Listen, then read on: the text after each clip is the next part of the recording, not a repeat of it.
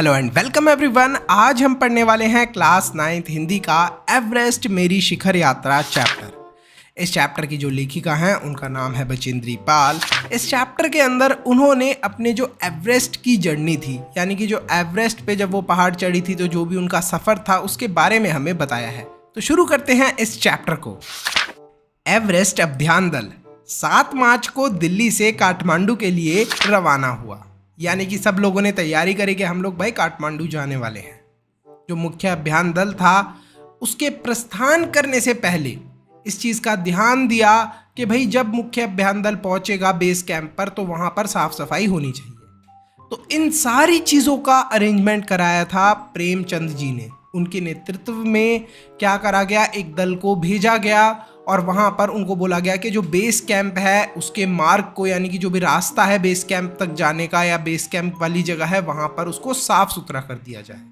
अब देखो, जब एवरेस्ट की चढ़ाई को चढ़ते हैं ना तो पार्ट बाय पार्ट चढ़ना होता है। तो यहीं पर जो बेस कैंप है एक फर्स्ट आप समझ लीजिए कि स्टेप है जहाँ पर जो भी एवरेस्ट की चढ़ाई करता है वो पहुँचता है।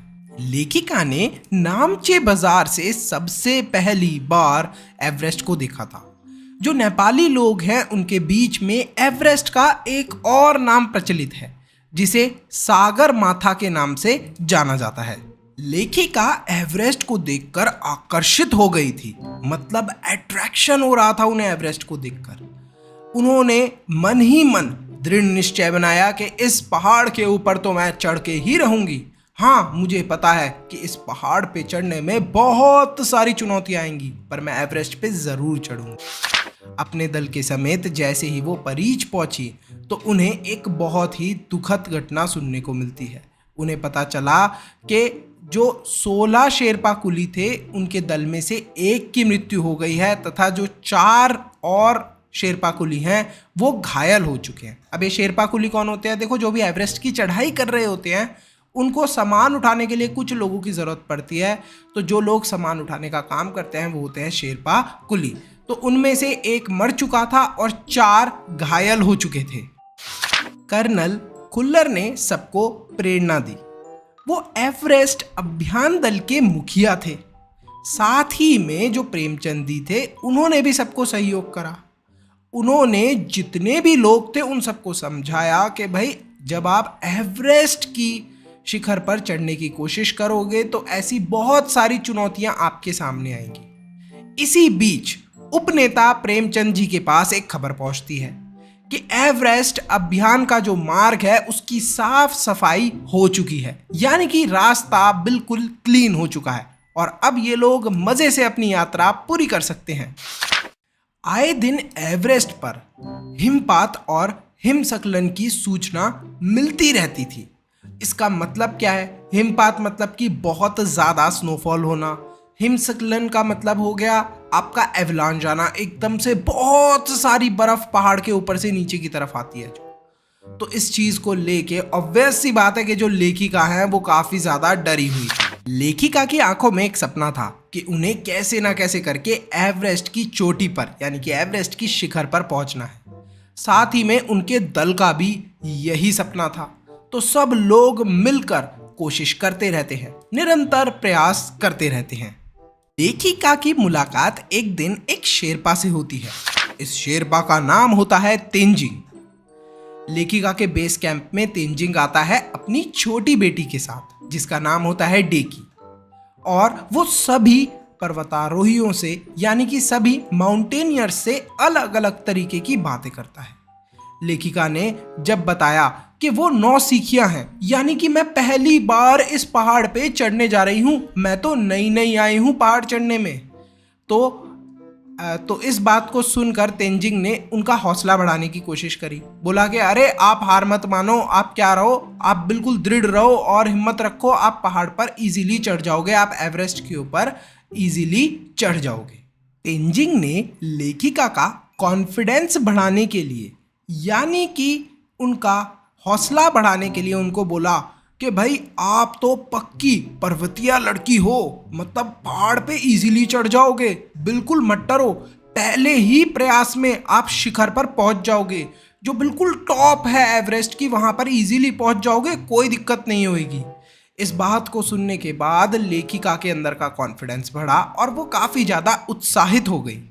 वीडियो में आगे जाने से पहले आप सबको एक इम्पॉर्टेंट इंफॉर्मेशन देनी है।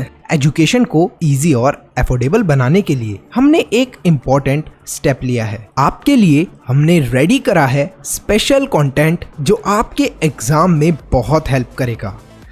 इसमें आपको मिलेंगे चैप्टर वाइज टेस्ट पेपर, हर चैप्टर के नोट्स, साथ में कंबाइंड टेस्ट पेपर्स और प्रायोरिटी डाउट क्लियरिंग।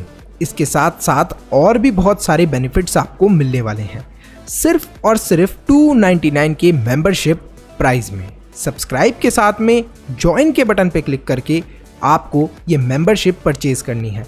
तो फटाफट अभी मेंबर बन जाओ। एसएसटी के, इंग्लिश के, साइंस के नोट्स और सैंपल पेपर आपको मिलेंगे जो कि एग्जाम में आपके फुल मार्क्स लाने में हेल्प करने वाले हैं। लेखिका का सामना अब मौत से होता है। 15-16 मई 1984 को जब लेखिका अपने कैंप में मजे से सो रही थी, अचानक से एक बड़ा सा विशाल टुकड़ा बर्फ का उनके कैंप से आ टकराता है।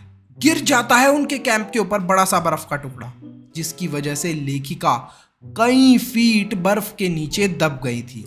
लेखिका के साथ उनके सहयोगी भी थे, यानी कि कैंप वाले जो पार्टनर होते हैं ना, वो भी थे।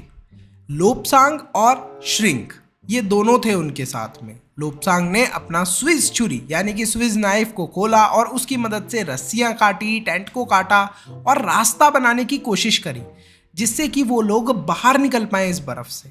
अब ऐसा नहीं था कि लोब्सांग सिर्फ अपने लिए ही रास्ता बना रहे थे, उन्होंने कोशिश करी कि वो लेखिका की भी मदद कर सके और लेखिका को भी बचा सके।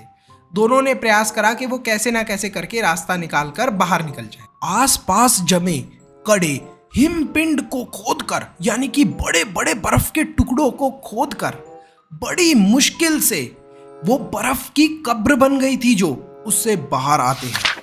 फाइनली लोब्सांग ने इतनी मेहनत करी थी वो सफल होती है। लेखिका और लोब्सांग मौत के मुंह से बाहर आ जाते हैं और अपनी जान को बचा लेते हैं।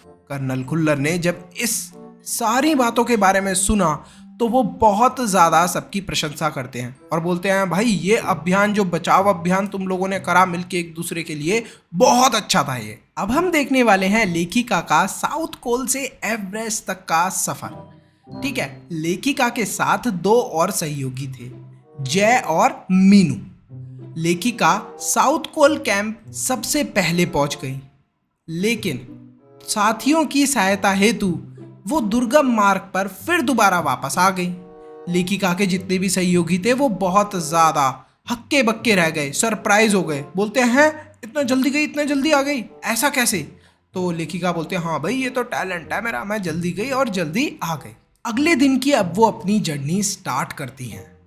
पृथ्वी की सबसे अधिक कठोर जगह, जिसको साउथ कोल के नाम से भी जाना जाता है, उस पर उन्होंने जाना स्टार्ट करा। साउथ कोल पे जब वो चल रही थी लेखिका, तो अंग दौरजी नाम के एक पर्सन थे जो उनके साथ में थे।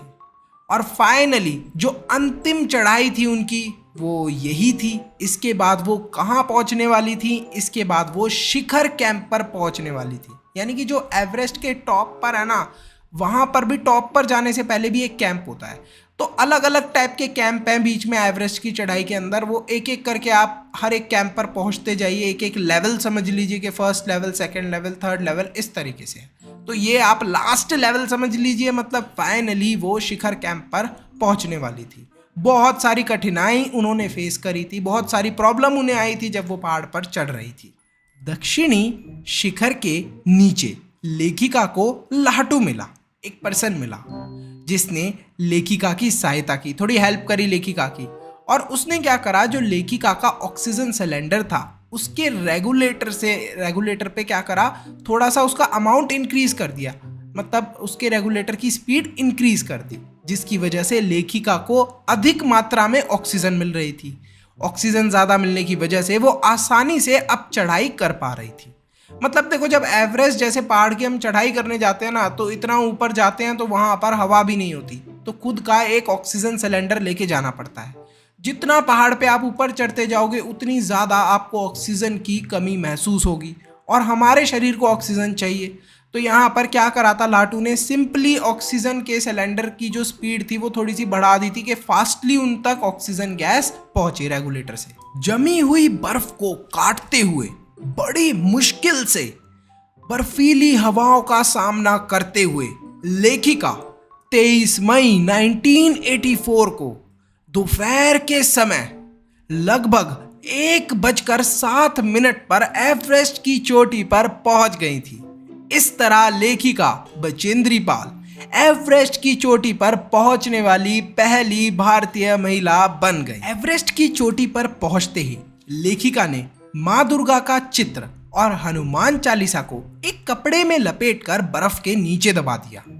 अपने रज्जू नेता अंगदौड़ जी का झुककर सम्मान किया और अभिनंदन किया, मतलब कि वो झुकी उनके सामने, थैंक यू बोला, अरे आपने हमारी बहुत हेल्प करी और आपकी वजह से ही मैं आज एवरेस्ट के शिखर पर पहुंच गई। आनंद, मतलब इतना ज़्यादा वो आनंदित थी कि आप सोच ही नहीं सकते। उन्होंने अपने माता पिता को भी ध्यान करा कि वाह यार, मेरे पेरेंट्स ने भी बहुत मेरा सपोर्ट करा। कर्नल खुल्लर समेत बहुत सारे लोगों ने लेखिका को बधाई दी, बोला अरे वाह, आप फर्स्ट लेडी बन गए जो कि एवरेस्ट के ऊपर पहुंची है, तो कॉन्ग्रेचुलेशन, आपने बहुत अच्छा काम किया है। यहीं पर जो हमारा चैप्टर है वो फिनिश होता है। Thank you so much for watching. देखो